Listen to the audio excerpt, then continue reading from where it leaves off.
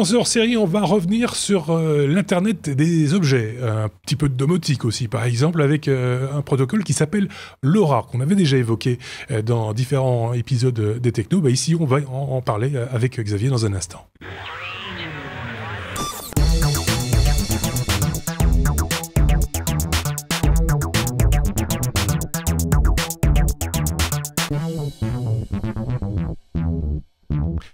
C'est avec Xavier qu'on va parler de LoRa, mais également avec Bruno. Avec Benoît, décidément. Dès que les prénoms commencent par la même lettre, chez moi, j'ai un petit souci. C'est vraiment particulier. Dis-nous quelques mots, Benoît, pour faire parler. Non, tu te trompes. Encore. Ça devient une très mauvaise habitude. Oui. Benoît, qui va donc intervenir sur ce hors-série consacré donc à LoRa. Qui est cette fille ? Alors, c'est pas ma nouvelle copine, c'est un réseau qui est... Donc, LoRa, c'est l'abréviation de Long Range. Ouais. C'est un réseau qui est destiné à l'IoT. Donc, c'est un réseau qui est, comme le nom l'indique, destiné à faire des communications de longue portée, qui consomme assez peu parce qu'il a des débits très faibles. Ouais. Donc, le but n'est pas du tout de faire des communications continues avec un grand nombre d'informations. On est surtout sur des appareils qui sont des capteurs de toutes sortes et qui veulent envoyer une petite information ponctuellement à un système qui va exploiter ces informations et les mettre en page. Donc c'est vraiment pas tout à fait destiné à des objets qui doivent faire des communications bidirectionnelles, auxquelles on va devoir envoyer un ordre qui va réagir, etc. C'est vraiment pour des informations ponctuelles et c'est donc souvent dans la mesure de quelque chose qu'on va utiliser ça. Alors ici, j'ai souhaité vous faire la démonstration de deux produits qui exploitent cette technologie, le LoRa. On va parler de deux produits de la société iDoSense qui nous a mis en démo deux solutions. Donc la première, c'est une solution qui va, comme ils le disent en fait sur la boîte, permettre de faire un monitoring de vos dépendances. Donc qu'est-ce qu'on entend par dépendance ? On ne voit pas très bien sur en fonction du contraste, mais c'est le fait de détecter une intrusion, par exemple, dans votre garage, dans une cabane de jardin, dans une petite annexe que vous avez à votre maison, ou d'autres fonctionnalités que je vais évoquer par après. Donc le produit est composé de trois éléments principalement. Donc on a une base ici qui va servir de source pour les communications et pour avoir un certain affichage localement. Oui. On va avoir une application qui va être disponible sur iOS ou Android pour pouvoir surveiller à distance et contrôler à distance le système, recevoir des alertes, des notifications par SMS ou sur l'écran directement. Et alors, on a l'objet qu'on va fixer à ce moment-ci. Donc, c'est un petit boîtier qui contient donc une antenne LoRa qui est alimentée, si je ne me trompe pas, par deux piles tout à fait classiques, donc les piles LR6 AA classiques, et un autre élément qui est en fait un contact magnétique et qui va détecter l'ouverture ou non de la porte. Assez classique dans de tout ce qui est alarme, système d'alarme. En gros, c'est quelque chose qui va être similaire au capteur d'ouverture de fenêtre ou de porte qu'on a l'habitude de connaître. La différence, c'est comme vous le voyez, la base est un petit peu plus grosse, donc clairement, c'est pour ça que je trouve que c'est bien qu'ils précisent que c'est pour des dépendances, ce genre de choses. C'est pas quelque chose que vous allez mettre sur la porte d'entrée de votre terrasse. C'est pas esthétique au point qu'on ait envie de mettre ça dans son salon, mais ça fait bien le boulot pour les petites annexes, la cabane de jardin, le garage, ou en gros des endroits où vous voulez simplement avoir des informations sur l'état de la pièce sans pour autant que c'est une importance esthétique, même si c'est pas vilain, c'est juste que c'est plus gros que les capteurs dont on a l'habitude, puisqu'il y a une antenne LoRa dedans, il y a des piles qui sont dedans. Alors sur la boîte, il est marqué intrusion. Tu en as parlé, lumière et température. Effectivement, donc on va pouvoir monitorer différents événements. La première utilisation qu'on va avoir, c'est simplement l'intrusion. Comment est-ce que ça fonctionne ?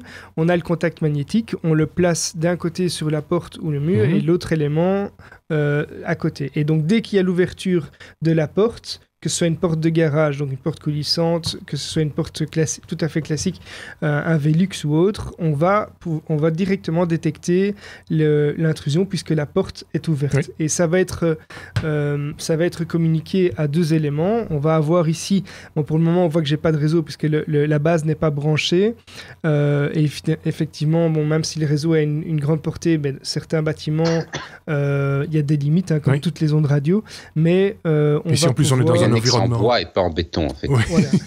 on va pouvoir. C'est surtout qu'ici on est dans un environnement électronique balèze. Enfin, il y a plein de trucs de câbles, etc. partout, et que c'est peut-être pas l'environnement plus classique non plus.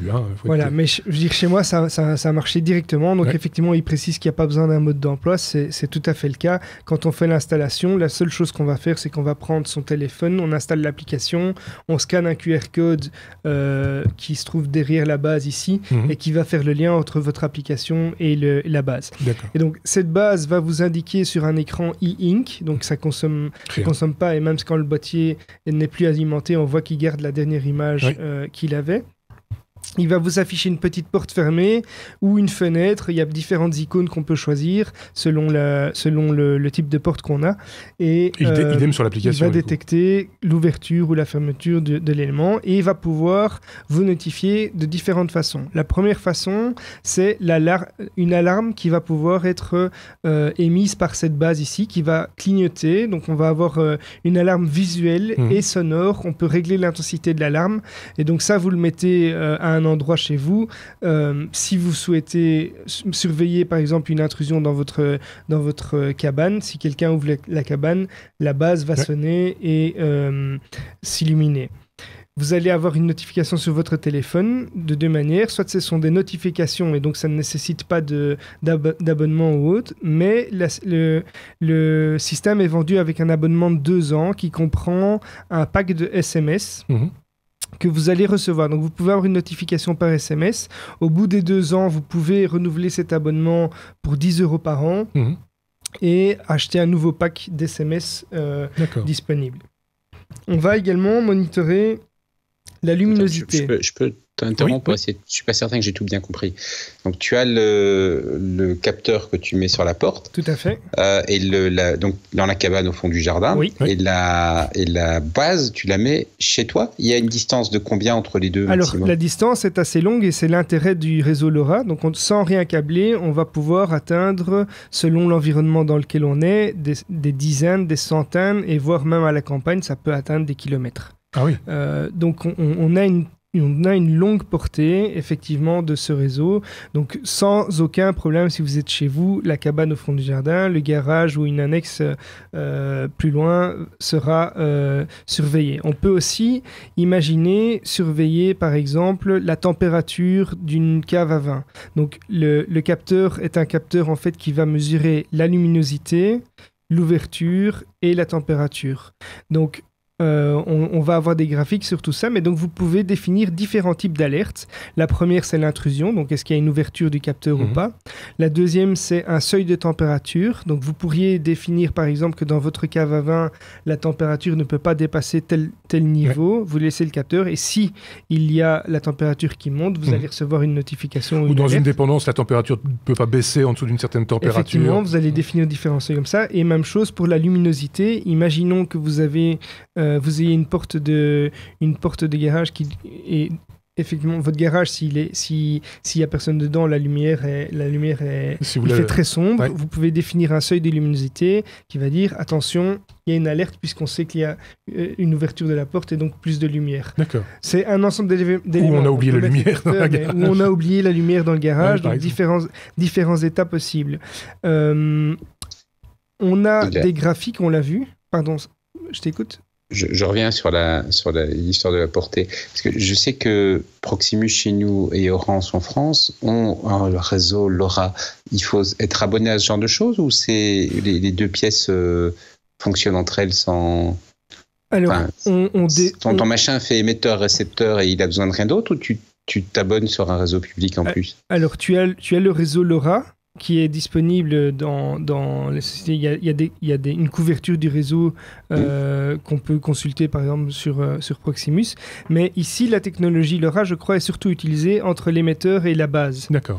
Donc ils ont chacun leurs éléments et c'est ça qui permet justement d'avoir une portée plus grande entre ces éléments qu'un autre appareil style avec des protocoles style Z-Wave ou un autre protocole radio.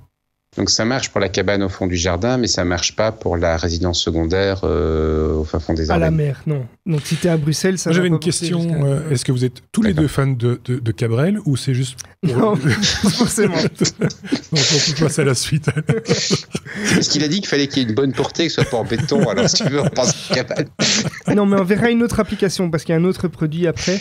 Il y a une autre application de ça. Donc le système va vous donner également des graphiques. Donc sur l'interface, on va pouvoir voir tout un tas de mesures d'historique. Donc on a un historique sur l'application qui va pouvoir vous montrer des seuils de luminosité, un historique des températures. Il y a 3 niveaux, donc c'est par heure, par jour ou par mois. On va pouvoir définir les alertes, comme je l'ai dit. On peut définir, par exemple, on ne veut pas d'alerte avant telle heure pour ne pas être réveillé.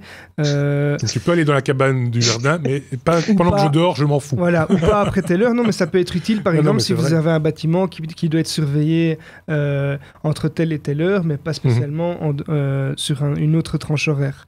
On va pouvoir recharger son pack d'SMS depuis l'application, comme je l'ai dit, et ça s'installe globalement très facilement. SMS, c'est juste pour les notifications, en fait. Tout à fait. Okay. Ouais, c'est que pour les notifications. Et il précise bien que si vous ne souhaitez pas renouveler l'abonnement par la suite, tout va fonctionner en local. Ça veut dire que l'application, elle, ne sera plus alimentée par les données et l'abonnement. Ouais. Donc, ça continue à fonctionner. La base va continuer à fonctionner et communiquer. Il faudrait changer les piles de temps en temps. Quand même. Ça a une autonomie d'à peu près 1 an. Ah oui, quand même. Oui, ça va. Bien, voilà. La base, c'est sur pile aussi. La base est alimentée par un chargeur, en fait, comme un chargeur de GSM. Oui, c'est du 5 volts. Une petite alimentation 5 volts. Et il y a aussi une petite télécommande qui vous permet à distance d'éteindre l'alarme. Donc, vous ne devez pas être physiquement à côté de la base. Il y a un bouton sur la base pour allumer ou éteindre les alertes. Mais il y a également une petite télécommande toute simple avec un bouton on-off qu'on va pouvoir activer ou désactiver. Ça a l'air bien complet. Donc, ça, c'est le premier produit qui est vendu par cette société grenobloise à 220 €. Il donne par exemple... c'est le kit de base, quoi. Il n'y a pas d'option en plus pour l'instant. Enfin, c'est vraiment le... À ma connaissance, il n'y a pas d'option. C'est un produit tout simple. Donc, c'est plus gros que certains autres produits qu'on connaît. Mais celui-ci est vraiment fait pour cette application, c'est-à-dire monitorer un appareil qui est plus loin et à distance. Et donc, ça se justifie tout à fait. D'accord. OK. Je te fais confiance. Tu dis de base, mais ça a l'air complet quand même, puisque tu as la télécommande. Oui, quand je complète. dis de base, c'est bien souvent dans le système d'alarme classique, entre guillemets, où il faut mettre des fils, patati patata. Tu as un kit de base qui permet de vérifier une porte, et puis tu peux acheter des trucs supplémentaires pour vérifier 2 fenêtres. Ah oui, un deuxième capteur. Tu vois, voilà, un deuxième capteur. Un troisième capteur. Voilà. Donc ça, tu sais pas mettre de deuxième capteur. Alors, tu peux combiner sur ton logiciel plusieurs appareils différents, donc avoir une alerte pour la porte de garage, une pour la cabane, une pour une annexe, mais les appareils, je pense, ont chacun leur base. Ah oui. Alors, je mets ça sous réserve de vérification, mais c'est ce que je crois. Alors, on dit que c'est facile à installer puisqu'il n'y a pas de travaux. Vous pouvez visser la base si vous le souhaitez, mais c'est fourni aussi avec des doubles faces, des petites autocollants double face, donc on peut vraiment l'installer sans aucun travaux. Bon, ben ça c'est pour le... Comment ça s'appelle ? C'est le premier produit qui s'appelle IDOSense. IDOSENS. IDOSense. Et un deuxième produit de la même marque, en fait, qui est très similaire. Non, c'est pas celui-là, donc, c'est celui-ci. C'est le produit BikeSense. Donc c'est un système qui fonctionne exactement de la même façon. On a une base, on a l'application sur son téléphone qui va être téléchargeable sur l'App Store ou sur le Play Store.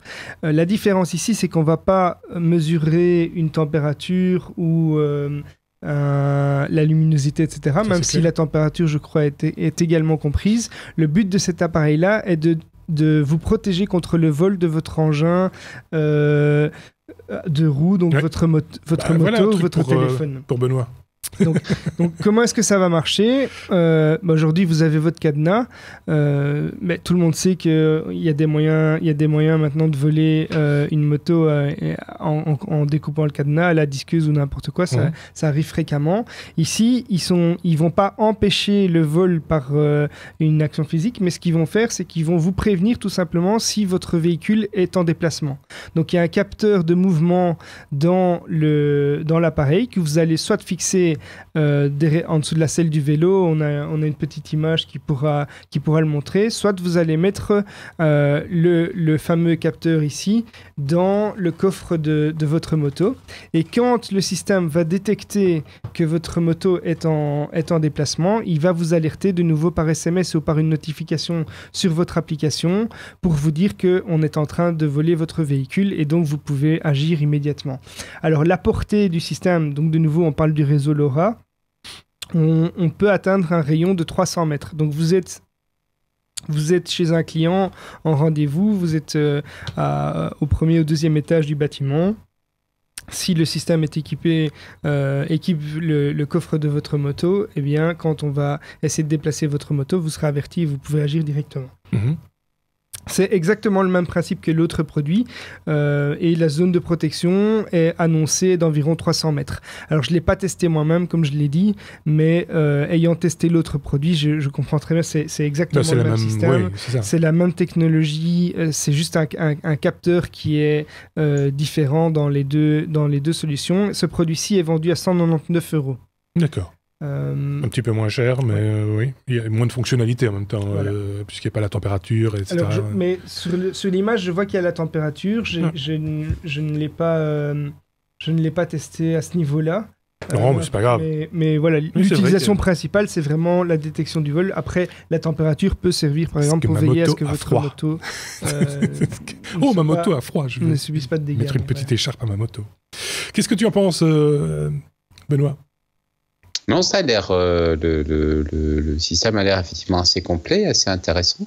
C'est vrai que si tu dois mettre une alarme pour quelque chose qui est un petit peu éloigné, il faut tirer du câble, c'est pas toujours possible. Quand on habite en ville, on peut avoir un local de stockage ou autre qui est pas directement adjacent à un appartement ou à une maison. Je trouve que c'est une chouette idée, et même chose pour je suis un peu plus dubitatif sur l'antivol, parce que ça veut dire qu'il ne fonctionne que quand tu es chez toi. Donc c'est pas a priori l'endroit où tu as le plus de vol. Mais le premier produit m'avait l'air vraiment bien fini, quoi. C'est facile à transporter malgré tout. Donc tu peux imaginer prendre la base en vacances. Il faut la brancher, tu m'as dit, il faut la brancher sur le courant. Oui, tu dois brancher cette base, mais tu peux imaginer la prendre avec toi. Après, c'est sûr que pour tous les déplacements, voilà. Mais de nouveau, là, je n'ai pas testé moi-même, donc je préfère ne pas dire de bêtises. Un petit peu d'un point de vue pratique, comment ça se met bien. Mais ce que tu dis, oui, qu'on ne se la fait pas voler nécessairement devant chez soi, ça dépend où tu habites, quoi. Non, mais je veux dire, si c'est pour mettre une alarme, ça me paraît plus sensé de mettre une alarme qui fonctionne un peu partout, y compris quand tu es en déplacement. On est bien d'accord. Donc le premier produit me paraît, je vois vraiment effectivement bien la logique. Le deuxième, il faudrait que j'y réfléchisse plus, quoi. Oui, c'est ça. Tu dois effectivement déplacer la base. Je le vois, c'est marqué ici. Tu dois brancher la base à ton domicile, à ton bureau, ailleurs. Ceci étant dit, cette technologie, ce protocole LoRa dont on a parlé depuis le début, est assez neuf. Je dis pas de bêtises. Enfin, c'est assez récent. On en parle de plus en plus maintenant parce que le réseau est en train de s'étendre. C'est une technologie qui est en directe compétition avec le réseau Sigfox aussi, qui est surtout présent en France. Ici, le réseau LoRa est exploité principalement par le réseau Proximus. J'aurai l'occasion de vous présenter une start-up belge bientôt qui a développé une solution de monitoring de la capacité de votre citerne à mazout, et donc d'envisager de préparer la venue d'une recharge du mazout quand votre citerne arrive à court. Ça s'appelle Full Up, une start-up belge. Ici, on était dans une start-up française, et donc c'est chouette, on couvre un petit peu les différents éditeurs. Ce que je voulais dire dans le fait que c'est un protocole assez récent et qui est quelque part en voie de développement et avec de la concurrence, c'est un petit peu normal que ça prenne peut-être un petit peu de temps à démarrer, entre guillemets, et que, bon, ben voilà, là, ce ne sont que quelques exemples qu'on vous a présentés. Il va y avoir une multitude d'exemples dans le cadre de la mesure. Donc, je précise bien, c'est un protocole qui n'est pas du tout adapté pour des communications bidirectionnelles. Oui, c'est ça. Ou en Ni tout pour cas faire de la vidéo, des choses comme très ça. limitées. Mais pour la mesure d'événements ou autre ici c'est un cas très concret. On profite du réseau LoRa pour avoir une communication avec des objets qui se trouvent à une portée qui ne serait pas couverte par un réseau GSM Wi-Fi classique ou bien radio classique. C'est une bonne application. Ok, bon ben voilà, je pense qu'on a bien fait le tour. Je sais pas ce que tu en penses, Benoît. Tu as donné déjà ton avis sur les deux produits. Donc merci Xavier pour toutes ces informations. N'hésitez pas à nous poser des questions ou revenir vers nous avec plus d'informations si vous en avez. C'est déjà arrivé dans des cas précédents. On est venu nous alimenter en informations supplémentaires par rapport à ce qui avait été dit, et ça nous fait toujours plaisir parce que ça nous permet aussi nous d'apprendre des trucs. Et c'est un petit peu pour ça qu'on fait ce podcast aussi, pour apprendre aussi des trucs, on aime bien ça. Merci à tous, à très bientôt, au revoir.